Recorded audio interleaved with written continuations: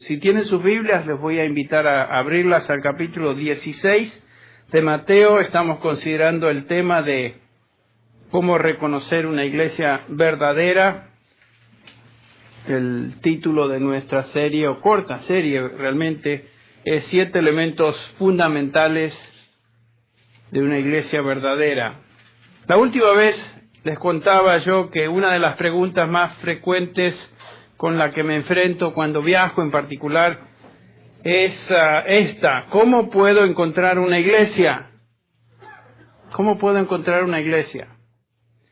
Muchos me dicen, me es difícil encontrar una en la que me siento cómoda o cómoda después de haber sido expuesto a la enseñanza de la palabra de Dios. Bueno, este es un problema común, ¿no es cierto? Superficialmente podríamos decirle a la persona, ¿cómo puedo encontrar una iglesia? Bueno, ve a un lugar donde tiene el letrero que dice iglesia y se acabó el problema, ¿no es cierto? Así que esa sería una solución, pero realmente la gente, o dijimos que una iglesia es difícil de encontrar porque no todo lugar que se autodenomina iglesia realmente es una iglesia desde el punto de vista de cómo el Nuevo Testamento define una iglesia. Por eso es difícil de encontrarlas. Nos encontramos acá ahora en el capítulo 16 de Mateo, donde el Señor Jesús subraya 7 elementos de lo que es una iglesia bíblica. Estos elementos o características definen la iglesia de Cristo.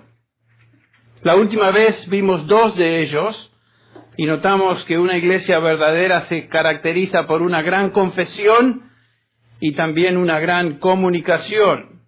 Una iglesia es la asamblea de aquellos que confiesan que Jesucristo es el Hijo del Dios viviente, el Señor y el Salvador. Es justamente la confesión, la gran confesión de Pedro, cuando el Señor hace la pregunta, ¿y vosotros quién decís que soy yo? También dijimos que una iglesia está comprometida con una gran comunicación, o la comunicación de la revelación de Dios en la Escritura. Una iglesia confiesa a Jesucristo como el Señor y Salvador y confía, por supuesto, en las Escrituras como la única fuente de revelación divina. Recuerden que el Señor le dijo a Pedro, lo que tú acabas de decir no vino de ti, sino que fue revelación de mi Padre a ti. Por supuesto, a partir de Pedro y el resto del tiempo de la iglesia hasta que Él venga otra vez, la confesión de la iglesia siempre es la misma y basamos nuestra confesión en la revelación que tenemos en su palabra, hasta que el Señor venga. Y por supuesto, esta no es una posición popular hoy en día. Aún entre evangélicos, según una reciente encuesta en la revista Newsweek, 70% de los que se consideran cristianos evangélicos creen que una persona puede ser salva, escuche bien, sin confesar a Cristo Jesús como Señor y Salvador. 70% de los evangélicos. En otra encuesta hecha por George Barna, que es uno de las personas que se encarga de hacer este tipo de encuestas, particularmente entre cristianos, dice que 50% de los cristianos evangélicos no creen en una verdad absoluta. O sea, la mitad de los cristianos evangélicos en este país no creen en una verdad absoluta. Obviamente han adoptado la noción general dentro de la sociedad en que vivimos, que dice que básicamente no hay una verdad absoluta, o otra forma de decirlo es, la verdad es algo fluido. Lo que es verdad para ti no necesariamente es verdad para otra persona. Y han adoptado esta premisa, que es una premisa absolutamente secular, no viene de la Escritura. En otras palabras, hay varias verdades. Si decimos que hay varias verdades, estamos, en efecto, neutralizando el término verdad. Ya lo deshicimos, lo hicimos pedazos.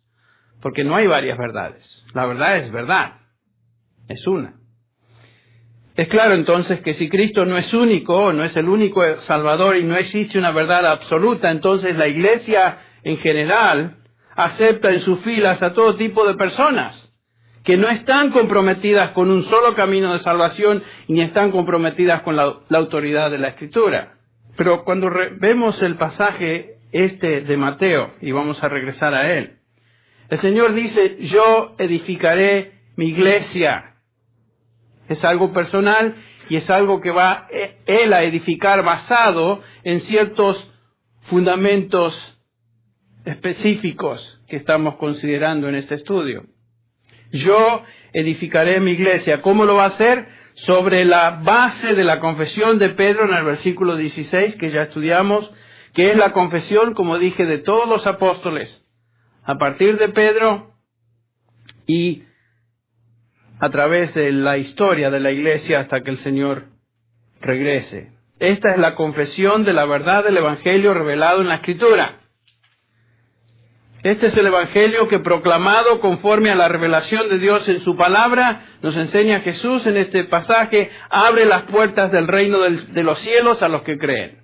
Entonces la iglesia de Jesucristo se fundamenta, ya lo dijimos, en una gran confesión y una gran comunicación de la revelación de Dios en la Escritura. Un tercer elemento que hoy vamos a considerar.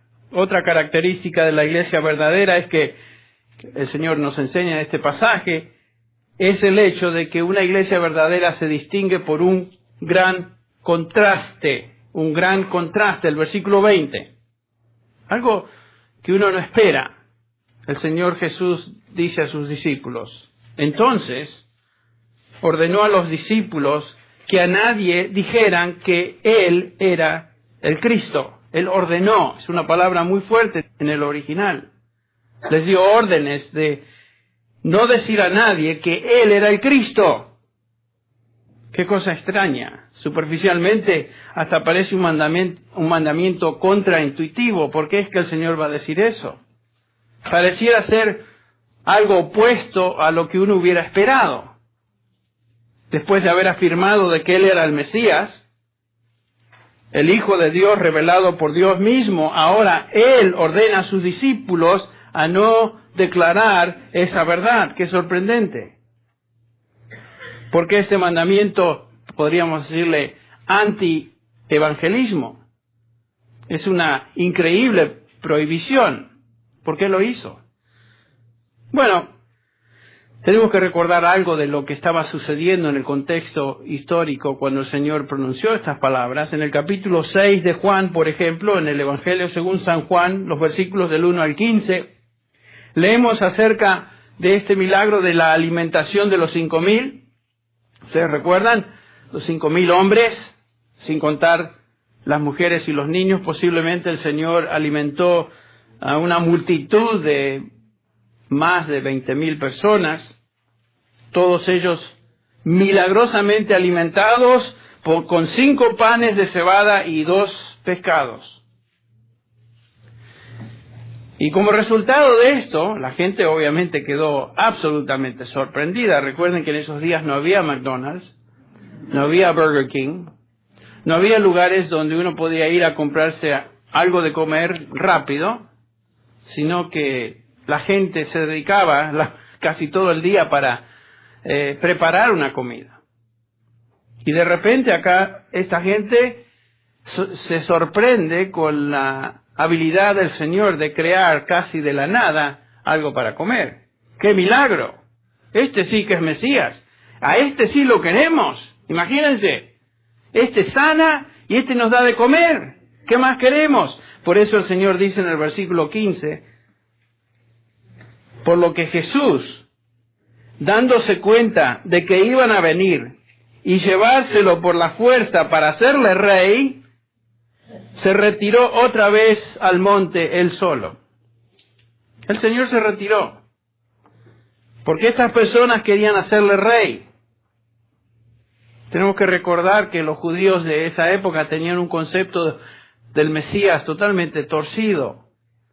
Ellos pensaban que el Mesías prometido iba a venir, imponer un estado militar en Israel, deshacerse de las fuerzas que habían invadido Palestina, el Imperio Romano, acabaría con ellos, establecería en Israel un reino de prosperidad, bendición, sin ninguna influencia gentil de las naciones.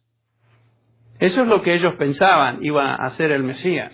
Además, de repente, estos judíos ven que no solamente esa persona como Jesús podía hacer eso, o pensaban que podía hacer eso, sino que éste les daba alimento gratis.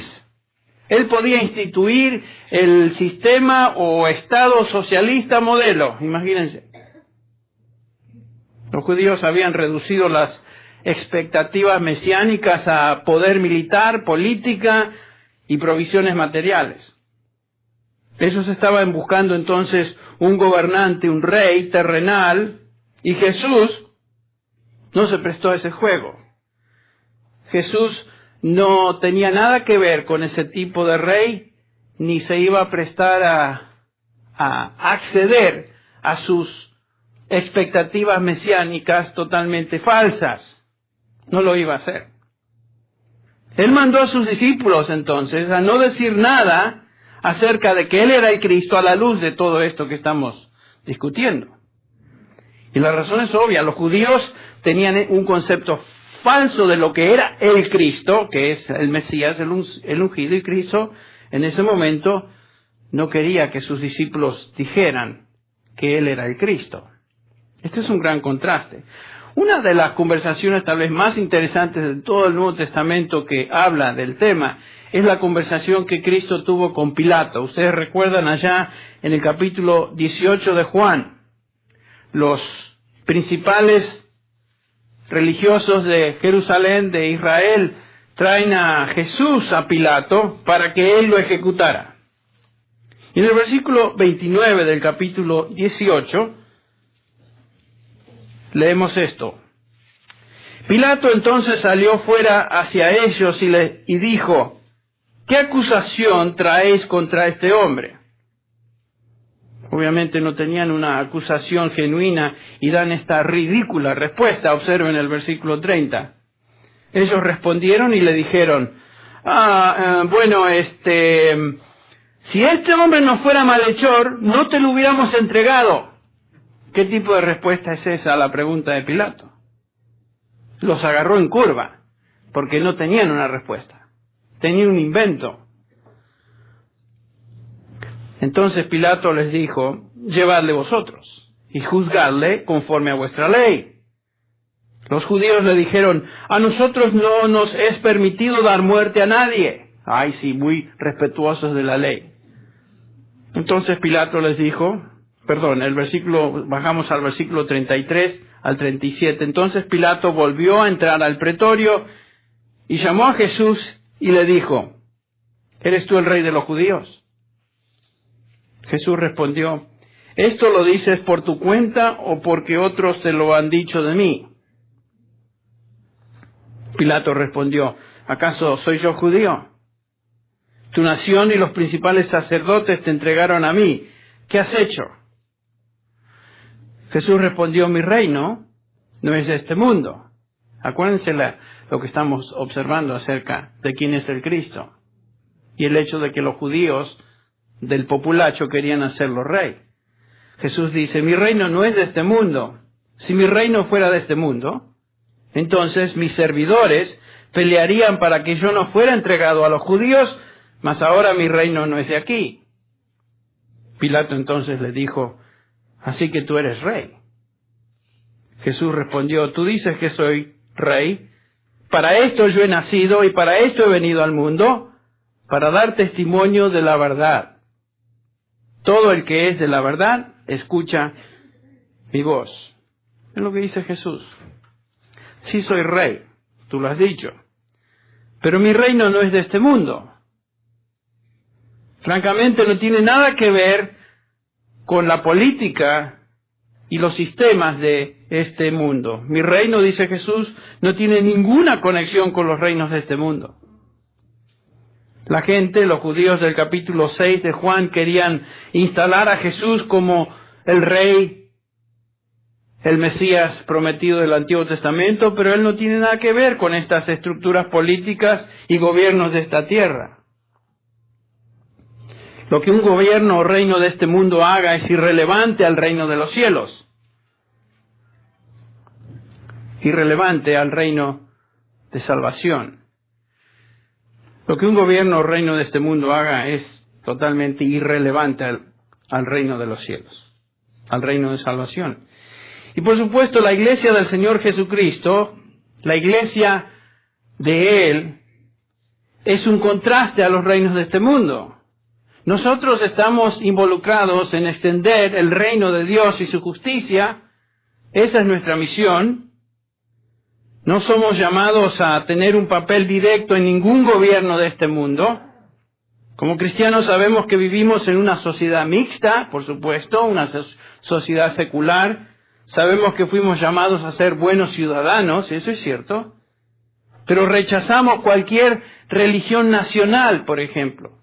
No tratamos de bautizar a todos los bebitos de una nación para hacerlos cristianos, como lo hacía la iglesia romana en un tiempo y las iglesias protestantes después de la Reforma.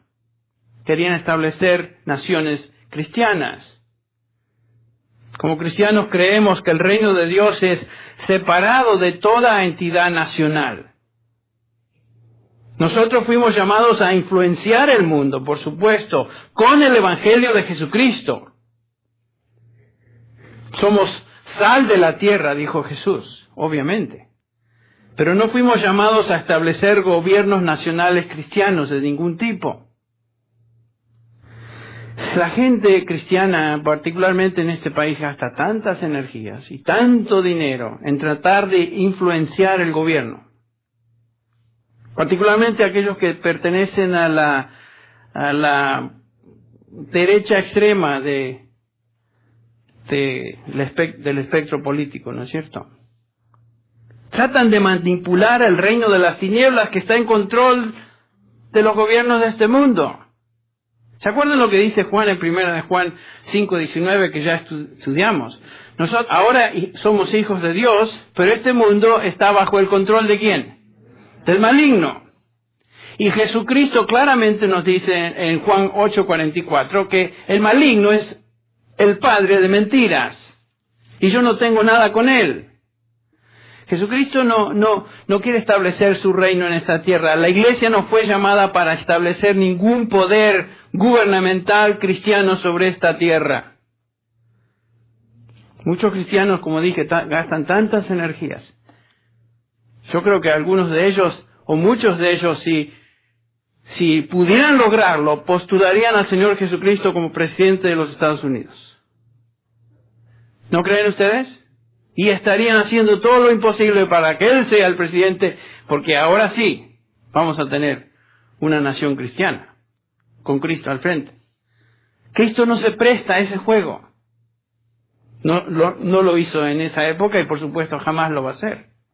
Este mundo y sus gobiernos se están hundiendo. Esto va de pique. No estamos acá para reorganizar los muebles del Titanic cuando se va a pique. Eso es lo que muchos están tratando de hacer. Estamos como botes salvavidas tratando de rescatar a las almas que se están hundiendo junto con sus gobiernos y con todo lo que este mundo es. Este mundo va de cabeza hacia abajo. La iglesia verdadera entiende que como cristianos somos realmente un contraste en este mundo. No debemos ser parte del mundo. Como dije, debemos ser buenos ciudadanos. Debemos ser responsables, de ejercer nuestras responsabilidades como cristianos y nuestros privilegios que tenemos. Uno de ellos es el poder ejercer sufragio, voto, por supuesto. Y claro que tratamos de que los que lleguen al poder tengan ciertos principios que digamos, o decimos nosotros, se apegan más, según lo que podemos entender, a la palabra de Dios. Eso está bien. Pero no pensemos que vamos a establecer un reino que realmente, o un gobierno que realmente va a ser cristiano. Jamás se va a lograr. No se puede. Como iglesia, nuestra función primordial no es influenciar al gobierno, cualquiera que éste sea, no importa, sino predicar, proclamar el Evangelio a los perdidos. Existe otro fundamento que caracteriza a una iglesia verdadera. El que acabamos de ver es un gran contraste. La iglesia es un gran contraste en este mundo. El cuarto elemento le llamaremos una gran conquista. Una gran conquista del versículo 21. Dice así: desde entonces Jesucristo comenzó a declarar a sus discípulos que debía ir a Jerusalén y sufrir muchas cosas de parte de los ancianos, de los principales sacerdotes y de los escribas, y ser muerto y resucitar al tercer día. Fíjense, Mateo 16, 21. La iglesia verdadera se concentra en la gran conquista o triunfo de Cristo en la cruz del Calvario. La cruz no es simplemente algo que ponemos al frente de una iglesia o colgamos en una pared, o es simplemente un símbolo. La cruz domina la vida de una iglesia verdadera, una iglesia genuina. Jesucristo no puede ser el Señor y Salvador sin la cruz. Y por esto es que Pablo puede decir, o dice en 1 Corintios 1:23, pero nosotros predicamos a Cristo crucificado, piedra de tropiezo para los judíos y para los gentiles, ¿qué? Necedad. Y en el capítulo 2, versículo 2 dice, pues nada me propuse saber entre vosotros, excepto a Jesucristo y a este ¿qué? Crucificado. Esa era su meta. Y esto es lo que hacemos como iglesia. Proclamamos el Evangelio de la cruz, proclamamos a Cristo crucificado. Esa es nuestra misión. No involucrarnos en política. No hay perdón de pecados, no existe posibilidad de salvación sin el sacrificio sustitutorio del Hijo del Dios viviente en lugar del pecador. Para eso vino Jesús. Continuamente recordamos como iglesia el significado de la cruz cuando celebramos la Santa Cena, por ejemplo. Es por obra de Cristo en la cruz que tenemos el perdón y la limpieza continua de nuestros pecados. No hay cristianismo sin cruz. Él fue hecho en la cruz, nos dice Pablo, pecado por nosotros para que nosotros llegásemos a ser ¿qué? Justicia de Dios en Cristo. Si no fuera por la cruz, ninguno de nosotros estaríamos en este lugar celebrando el hecho de que hemos sido salvos por Él. Y Jesús dice a sus discípulos que Él sufriría, sería muerto y resucitaría al tercer día. La cruz es el centro de todo en la Escritura. El Antiguo Testamento apuntaba hacia el sacrificio del Cordero de Dios, ¿no es cierto? El que iba a venir. Todos los ritos y sacrificios del Antiguo Testamento son simbólicos de aquel que iba a ser el Cordero de Dios, quien iba a pagar finalmente por el pecado de los que Él vino a esta tierra a salvar.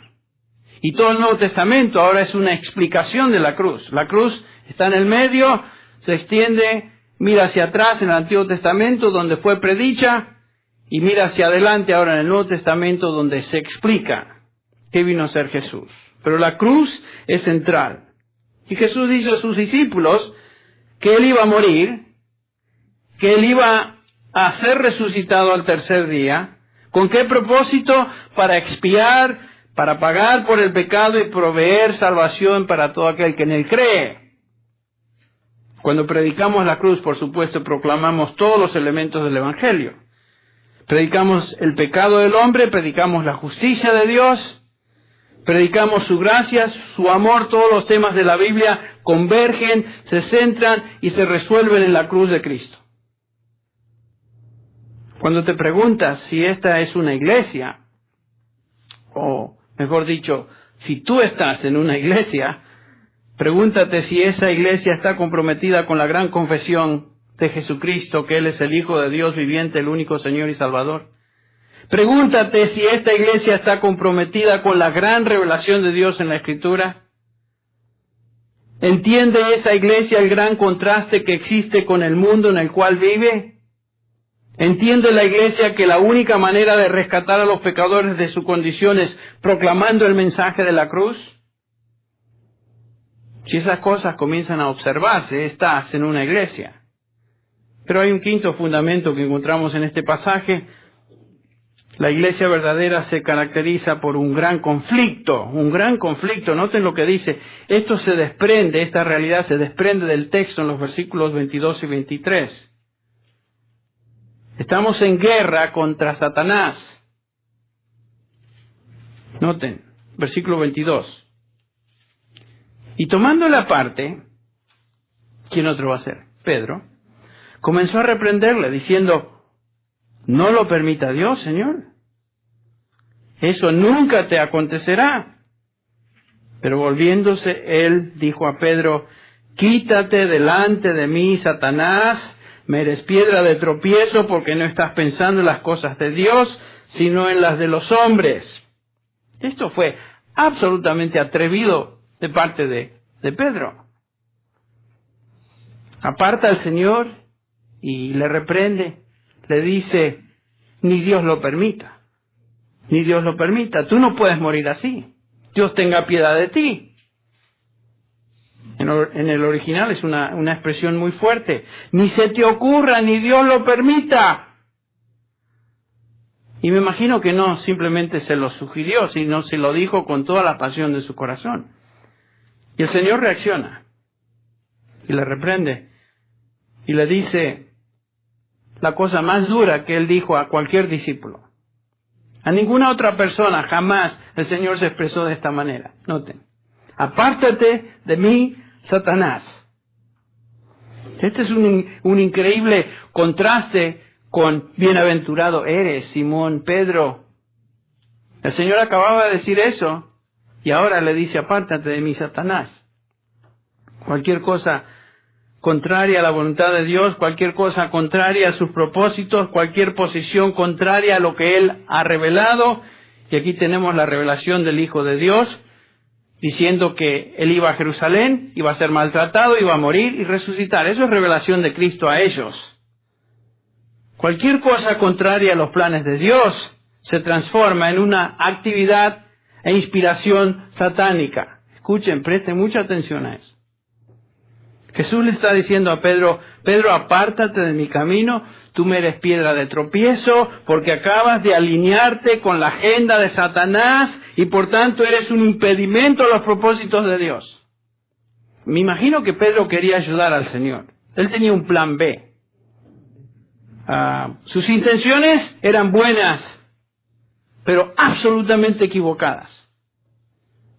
Sin darse cuenta, se estaba identificando con los planes de Satanás y había dejado a un lado los propósitos de Dios. Esta es una lección tan fuerte para nosotros. Esto me impactó, realmente les digo, este fin de semana. Podemos ser creyentes, podemos aún estar sirviendo a Dios, pero en un descuido y en nuestra ignorancia, si no tenemos presente ni cuidadosamente inquirimos la palabra de Dios, podemos estar diciendo o animando a otros a seguir la agenda de Satanás y estorbar los planes de Dios. ¿Qué lección? Este era Pedro, este no era cualquier individuo. Y al final del versículo 23 Jesús le dice, y esta es la razón, Pedro, por la cual tú eres tan torpe, porque no estás pensando en las cosas de Dios, sino en las cosas de los hombres. Pedro estaba razonando como un simple ser humano. No estaba razonando influenciado por la revelación divina.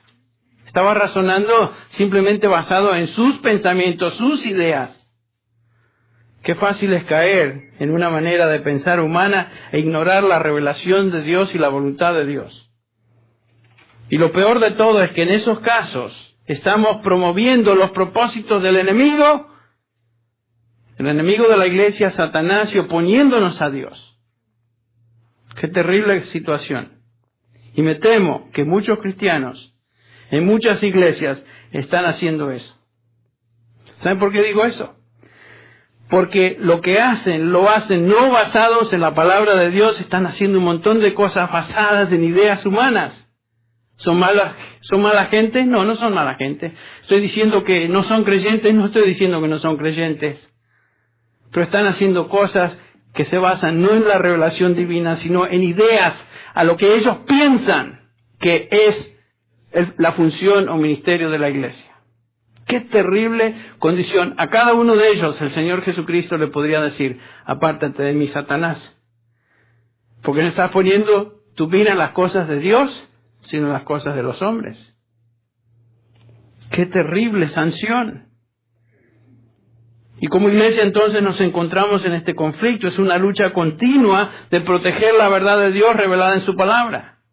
Estamos, como dice Judas, en este conflicto de contender ardientemente por la fe, por el cuerpo de doctrina que fue dada a los santos una vez y para siempre, a través de los apóstoles y la palabra escrita.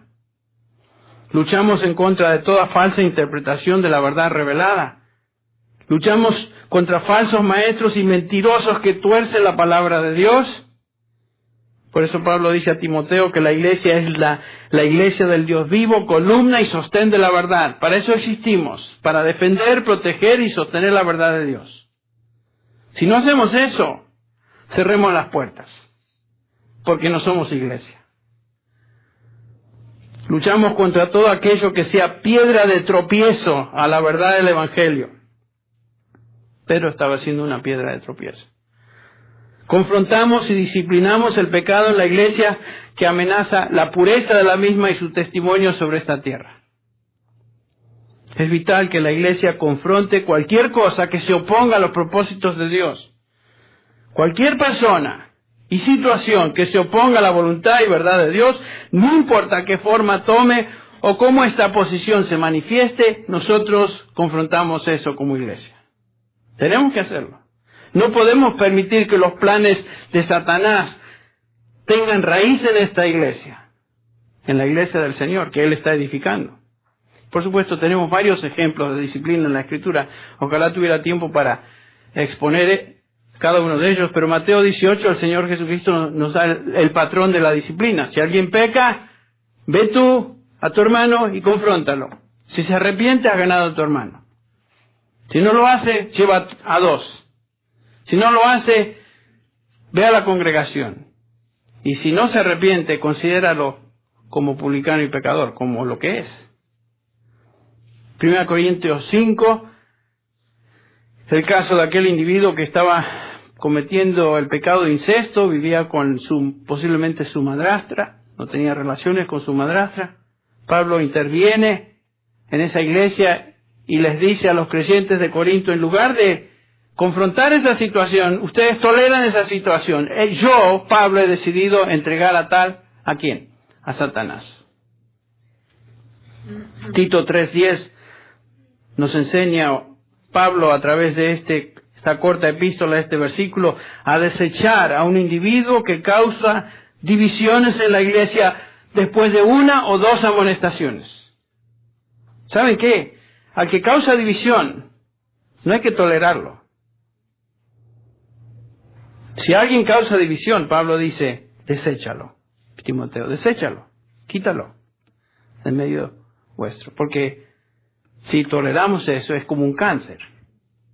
La iglesia verdadera entonces se caracteriza por este gran conflicto contra Satanás, el pecado y el error. Todo lo que se oponga a los propósitos redentores de Dios, ¿ven? No importa qué manifestación tenga, sea una mentira, sea una falsa doctrina, o sea un cambio de planes, o sean ideas humanas así como las que tenía Pedro, o sea pecado manifestado en otra forma. Todo eso se opone a Dios, por lo tanto lo confrontamos. Eso es piedra de tropiezo. Número 6. El Señor enseña en este pasaje que la iglesia verdadera se distingue por una gran contradicción. Versículos 24 y 25. Una gran contradicción.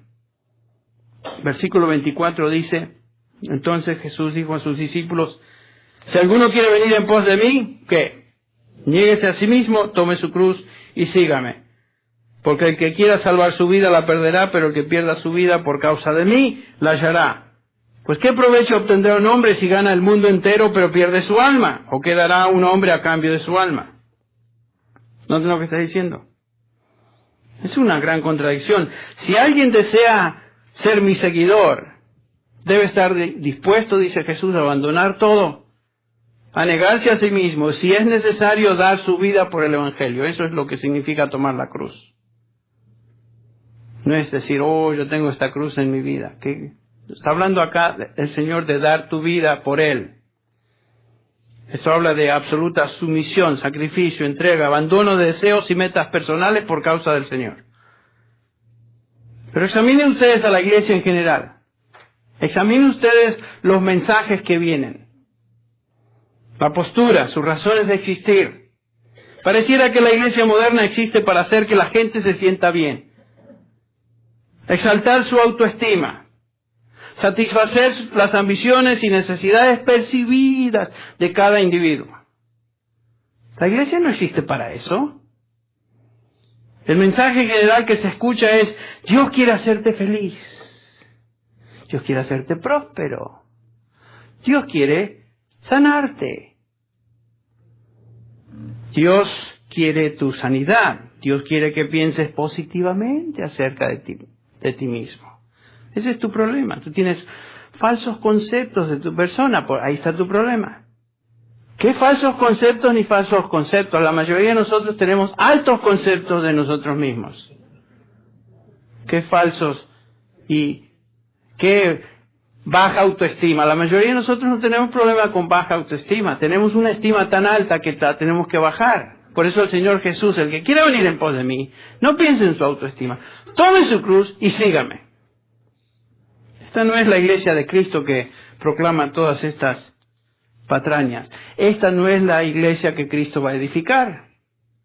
Por eso digo que lo que se escucha hoy no está basado en lo que Cristo enseña ni su palabra enseña. Por lo tanto, se están oponiendo a los planes de Dios. ¿Ven? Y se están identificando con los planes de Satanás. ¿Quién es el que dice todas estas tonteras? Satanás. Ser discípulo de Cristo, ser cristiano, significa abandonar lo que yo quiero y tomar su cruz. Abandonar todo lo que a mí me interesa y quiero, y en su lugar tomar su cruz, estar dispuesto a morir por él. En Lucas 18 es la actitud del publicano, ¿ustedes recuerdan? Aquel hombre que sin reservas viene a Dios y sin buscar sus propios intereses, simplemente rogando a Dios por misericordia, se golpeaba el pecho y decía, sé propicio a mí, pecador. Sé propicio a mí.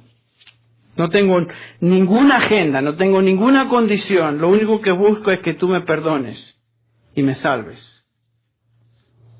Esta es la persona que en lo profundo de su desesperación, reconociendo su condición de pecador perdido, viene a Dios, no buscando lo que hoy se predica en la iglesia como mensaje moderno, sino simplemente diciendo, Señor, ten misericordia de mí. Perdóname. Sálvame. Tenemos tanto en la Escritura que nos enseña en cuanto a esto. El Salmo 107, por ejemplo, expresa la actitud de los redimidos del Señor. Dice, dad gracias al Señor porque Él es bueno, porque para siempre es su misericordia.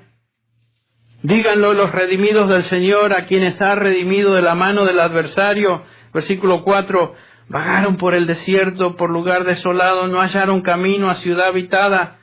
Hambrientos y sedientos, su alma desfallecía en ellos. Entonces en su angustia clamaron al Señor y Él los libró de sus aflicciones. Estos son los que son salvos. No los que están buscando sus intereses propios. Son los que vienen a Dios, clamando en angustia, así como el publicano. Y el Señor los libra de sus aflicciones. El versículo 8 dice, den gracias al Señor por su misericordia y por sus maravillas para con los hijos de los hombres, porque Él ha saciado el alma sedienta y ha llenado de bienes al alma hambrienta. Todo el Salmo es una expresión de dónde el Señor los redimió, de dónde el Señor los sacó, aquellos que son suyos. Y vinieron a Él, no pretendiendo nada, sino diciendo simplemente, ten misericordia de nosotros. Esta es la desesperación de una persona que no pide nada a Dios, ni pretende nada de Dios, sino misericordia. Los redimidos del Señor, los hijos de Dios, los salvados por Cristo Jesús, reconocen esto y están agradecidos que el Señor les haya rescatado.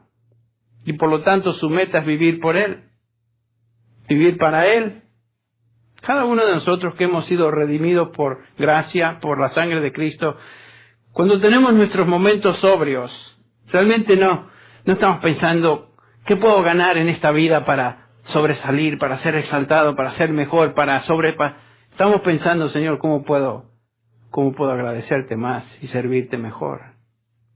Ese es el redimido.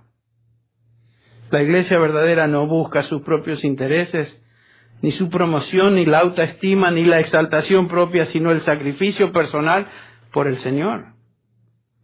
Toma su cruz y le sigue. Finalmente, el número 7, el séptimo elemento de una iglesia verdadera se encuentra acá en el versículo 27 y le vamos a llamar la gran consumación. La gran consumación, dice el versículo 27, porque el Hijo del Hombre ha de venir en la gloria de su Padre con los ángeles, y entonces recompensará a cada uno según su conducta.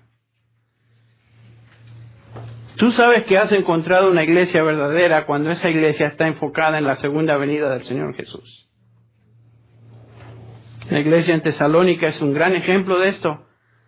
Allá en el capítulo 1 de Primera de Tesalonicenses, dice Pablo, escribiéndoles a ellos, versículo 2, siempre damos gracias a Dios por todos vosotros, haciendo mención de vosotros en nuestras oraciones, teniendo presente sin cesar delante de nuestro Dios y Padre vuestra obra de fe, vuestro trabajo de amor y la firmeza de vuestra esperanza en el Señor Jesucristo, sabiendo, hermanos amados, su elección de vosotros, de manera, el versículo 7, de manera que llegasteis a ser un ejemplo para todos los creyentes en Macedonia y en Acaya. Esto es una iglesia modelo en un sentido. Fue un testimonio.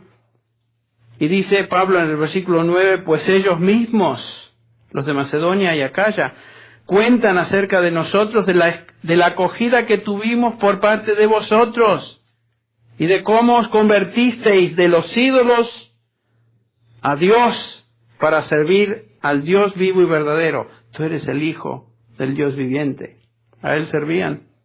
Y esperar de los cielos, noten el versículo 10, y esperar de los cielos a su Hijo, al cual resucitó de entre los muertos, es decir, a Jesús, quien nos libra de la ira venidera.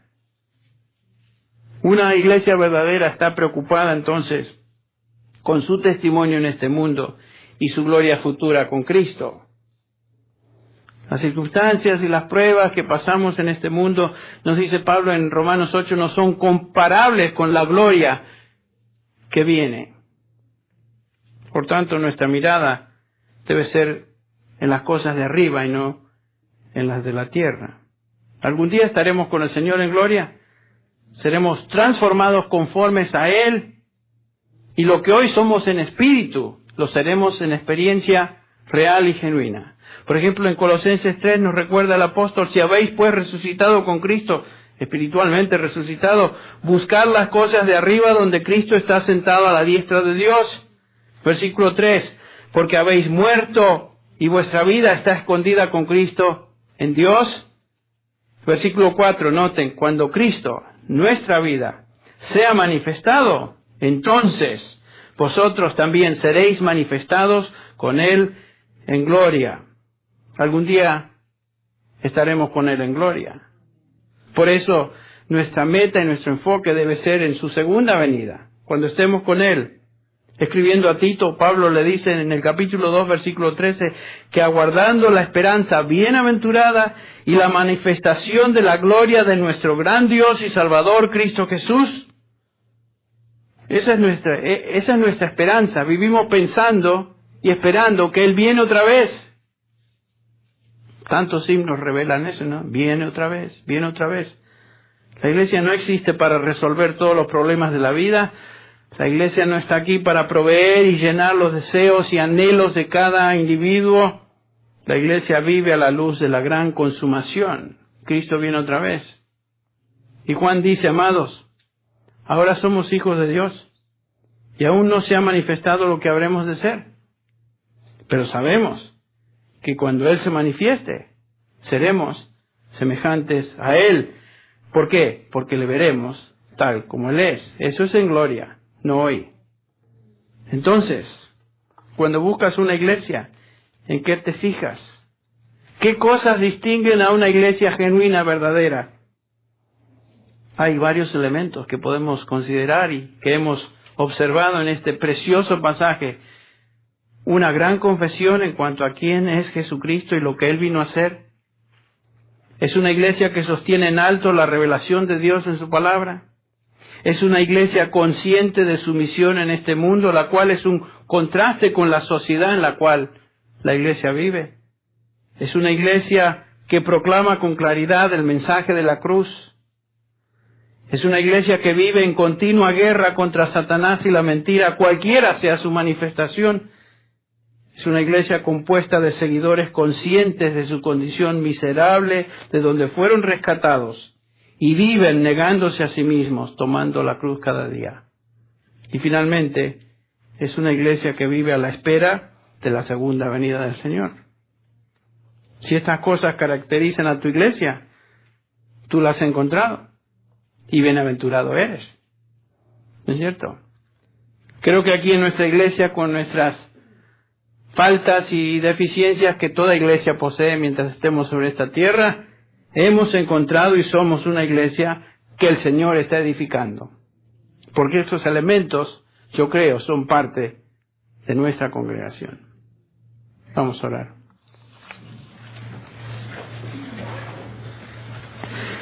Te agradecemos por esta instrucción, Padre, en cuanto a estos elementos de lo que constituye tu iglesia, la cual tú estás edificando. Te damos gracias, Señor, por habernos instruido, por habernos enseñado. Y, Señor, estamos comprometidos con estas verdades. Señor, gracias te damos porque somos parte de una iglesia donde tratamos y vivimos a la luz de lo que tú enseñas en tu palabra. Gracias, Padre Celestial. Bendice a cada persona que está escuchando este mensaje, ya sea aquí o a través de la radiodifusión. Bendice a cada individuo, cada creyente. Señor, es el deseo y la oración de nuestro corazón que muchas iglesias regresen a lo que tú declaras en tu palabra y que realmente sean iglesias que tú edificas por Cristo Jesús. Amén.